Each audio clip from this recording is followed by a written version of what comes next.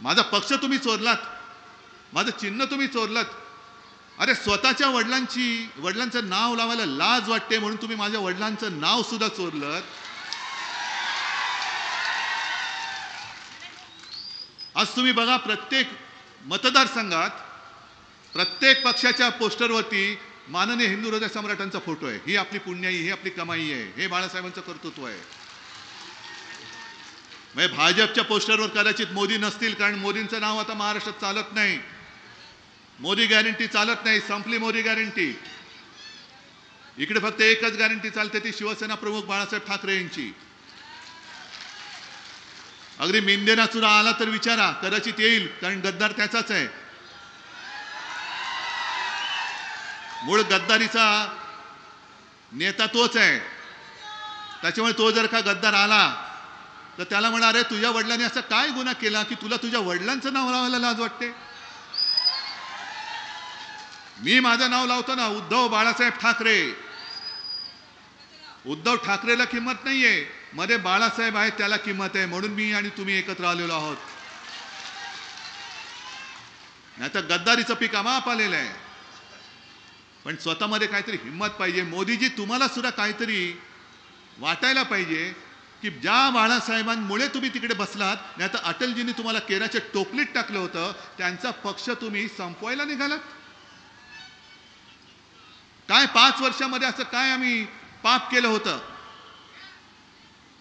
जो शब्द तुम्ही आम्हाला दिला होता तो शब्द पाळला असता तरी ही वेळ तुमच्यावरती आली नसती आणि भाजप आज महाराष्ट्रामध्ये संपायला आलेला आहे, तो भाजप महाराष्ट्रात संपला नसता, जो आज तुम्ही तुमच्या पक्षाने संपवून टाकलाय त्याला. खरात साहेब, तुम्ही शेतकऱ्यांबद्दल बोलत होतात. मला माहिती आहे ना, मी शेतकरी नाहीये, पण याचा अर्थ असा नाही की मी माणूस नाहीये. मी माणूस आहे आणि शेतकऱ्याची दुःख कळण्यात की माणूस की माझ्यामध्ये नक्की आहे. आणि म्हणूनच मी मुख्यमंत्री होतो तेव्हा नागपूरच्याच अधिवेशनामध्ये महाविकास आघाडीच्या सरकारने महाराष्ट्रातल्या शेतकऱ्यांना 2 लाखापर्यंत कर्ज मुक्त करून टाकलं होतं. केलं होतं की नव्हतं आणि मिळालं होतं की नव्हतं हे मला सांगा. मी काय उपकार केले होते तुमच्यावर? मी काय उपकार नव्हते केले. मी एकही कार्यक्रम असा नव्हता केला की शेतकऱ्यांना बोलवून मिळालं की नाही, मिळाले की नाही, मिळालं की नाही, नव्हतं केलं.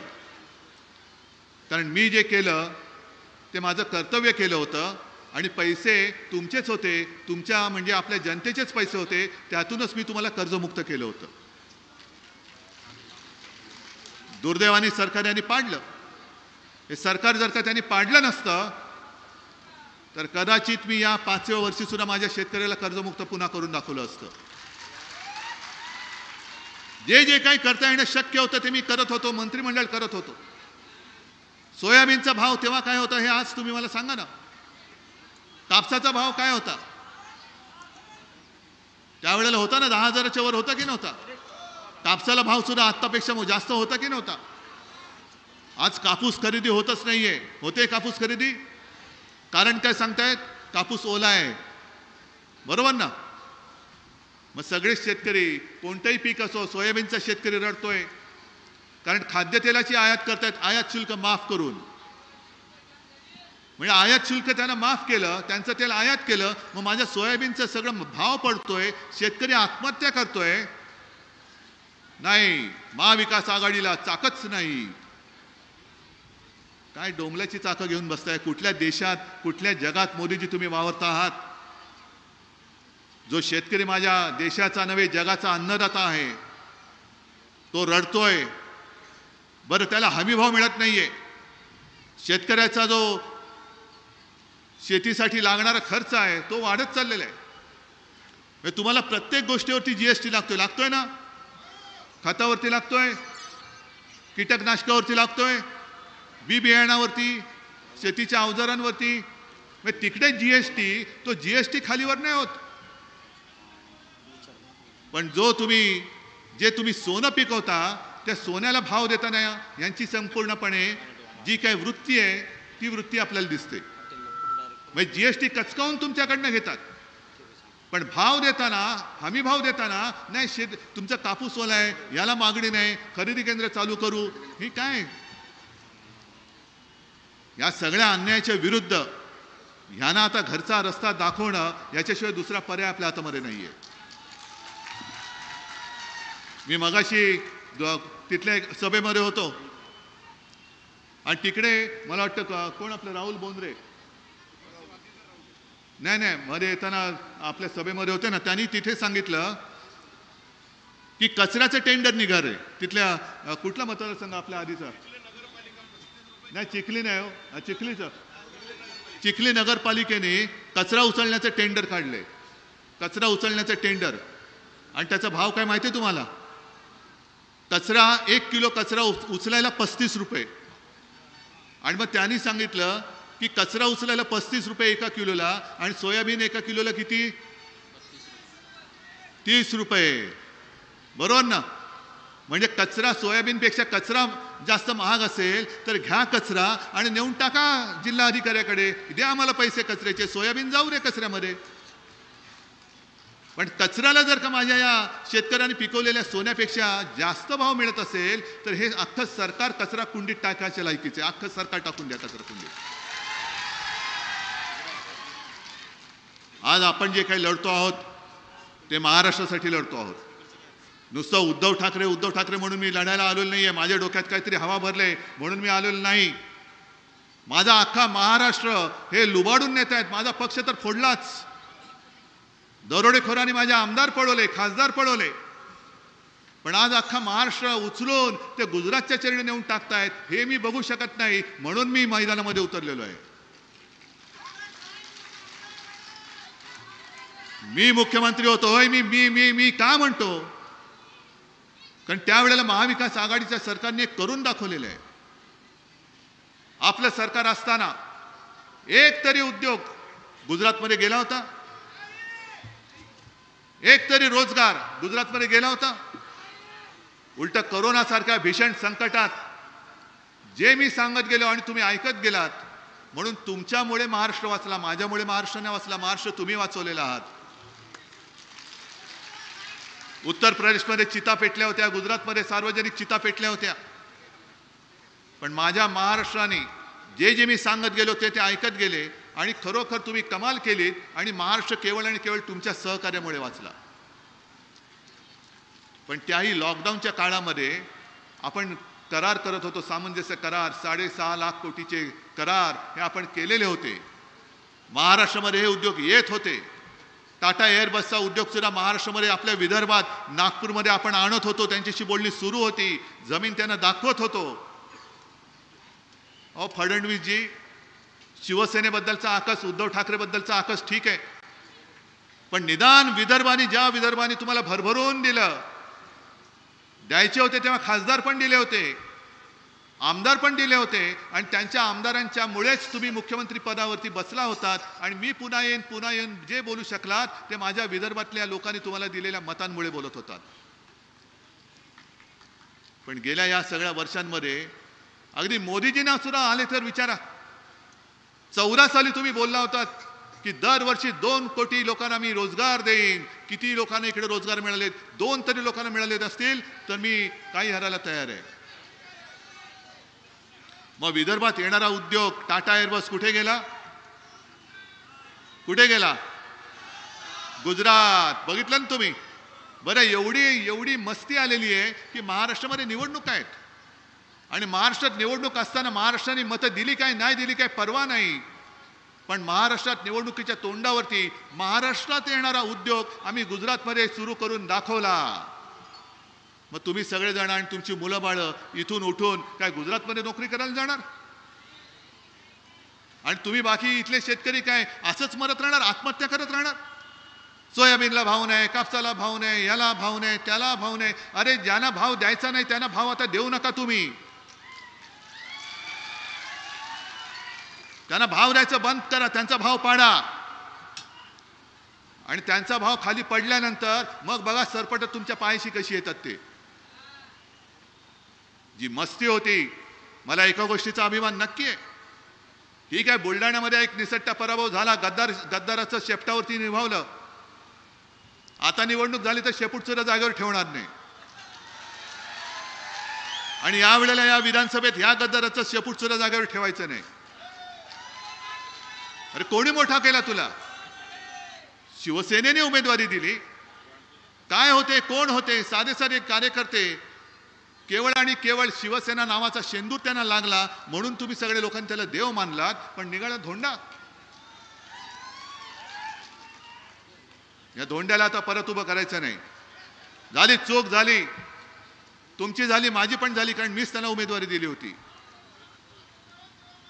पण एक माणूस गद्दार झाला म्हणून माझी ही सगळी जीवाला जीव देणारी माणसं गद्दार होऊ शकत नाहीत. मेकर हा मतदारसंघ होय माझा आहे. मतदारसंघ हा मेकर मतदारसंघ माझा आहे, कारण सातत्याने आपण जिंकत आलेलो आहे. आणि या निवडणुकीमध्ये हे आपल्याला सिद्ध करून दाखवायचं आहे. विषय अनेक आहेत. मग अशी खरात साहेब जो आले होते, रंगात आले होते, पण करू काय, मला पुढच्या सभेला जायचंय. पण प्रश्न त्या व्यक्तीला बरोबर माहिती आहेत. म्हणजे विधानसभेमध्ये तुमच्या प्रश्नाला न्याय मिळवून देण्यासाठी अत्यंत योग्य उमेदवार यावेळेला शिवसेनेने तुम्हाला दिलेला आहे. MIDCचा पत्ता नाही. लोणार सरोवर मी मुख्यमंत्री असताना तिकडे आलो होतो, निधी दिला होता. आता परत जाऊन बघा काय झालं. निधी आला नाही आला का मध्येच कुठेतरी गेला का यांच्या कॉन्ट्रॅक्टर मित्राच्या खिशात गेला? कारण कॉन्ट्रॅक्ट भरपूर काढली. अगदी शिवसेना प्रमुखांच्या नावाने समृद्धी महामार्ग केला, पण आजूबाजूच्या जमिनी कोणी डापल्या? सगळे यांचे बगल बच्चे. कॉन्ट्रॅक्टर यांचेच. किती टक्के? 60. अरे बापरे. म्हणजे कर्नाटक सरकार जे यांचं होतं भाजपचं ते 40% वालं होतं. म्हणजे बाकी ठिकाणी महाराष्ट्र मागे चाललंय. म्हणजे चांगलं औद्योगिकरण करायचं त्याच्यात मागे चाललंय. आरोग्य सेवेत महाराष्ट्र मागे. पण भ्रष्टाचारामध्ये महाराष्ट्राचे पाऊल पडते पुढे. म्हणजे 40%चे 60%, 60%चे आणखीन टक्के. आणि मोदीजी सांगतायत की आमच्याकडे चाकच नाहीये. ही अशी सगळी थोतांड, ही सगळी नाटकं. आणि म्हणून आपण जो काही वचननामा दिलाय, हा वचननामा छोटा खिशात ठेवण्याचा आहे, पण मोठा वचननामा दिलेला आहे. आणि त्या वचननाम्यातली जी वचनं आहेत ती वचनं तुम्हाला तुमच्यापर्यंत आता हळूहळू पोचायला लागलेली असतील. पोचतायत ना? परवाकडे मी, राहुल गांधीजी, शरद पवारजी, महाविकास आघाडीतर्फे एक पंचसूत्री जाहीर केली. सविस्तर जाहीरनामा उद्या प्रकाशित होतोय. पण शिवसेना म्हणून एक मला असं वाटलं की एक वेगळं आणखीन काहीतरी त्याच्यात द्यावं.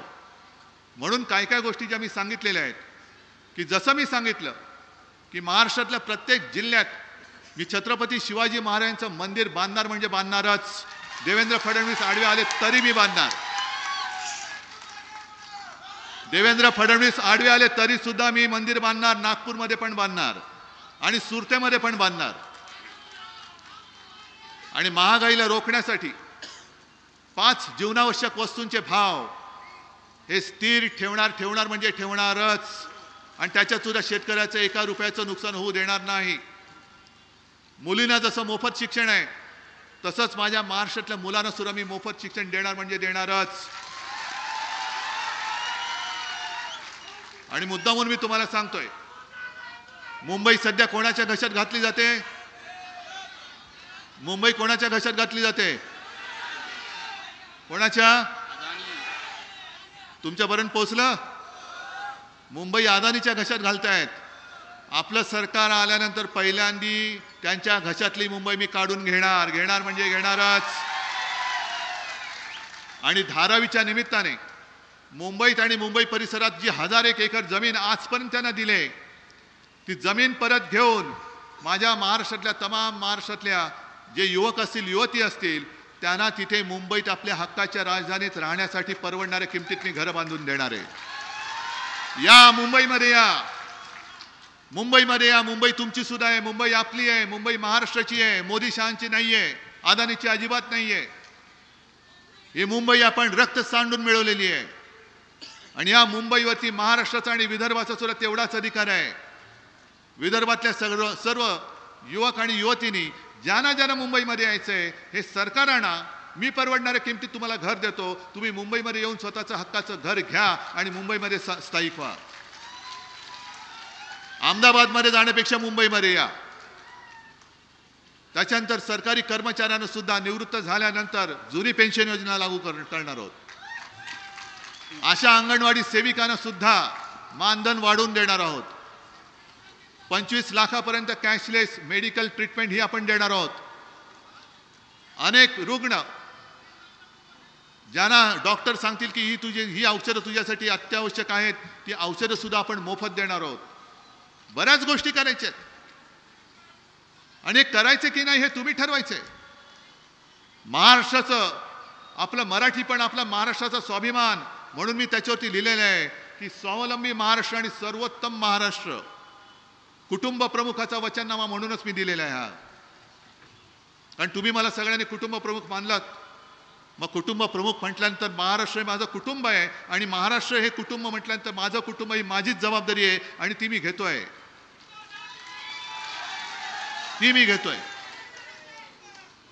आणि या सगळ्या गोष्टी तुम्हाला मी सांगत असताना बोलायचं झालं तर भरपूर बोलता येईल, पण आता बोलण्यासारखं काही नाही. तुम्ही तर सगळं भोगत आलायत, बघत आलायत. या गद्दारींच्या डामडौलाला भूलू नका.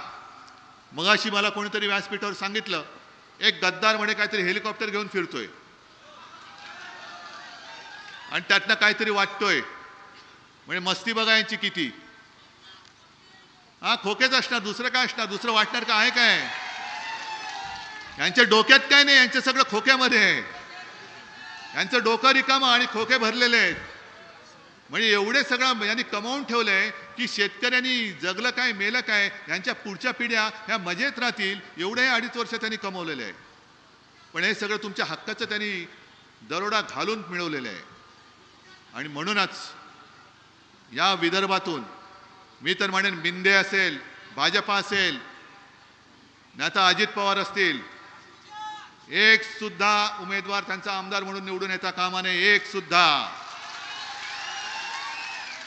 शिंगणे साहेब, तुमची मदत मला इकडे पण लागणार आहे आणि प्रामाणिकपणाने तुमचं काम महाविकास आघाडीचे कार्यकर्ते पण करणार आहेत.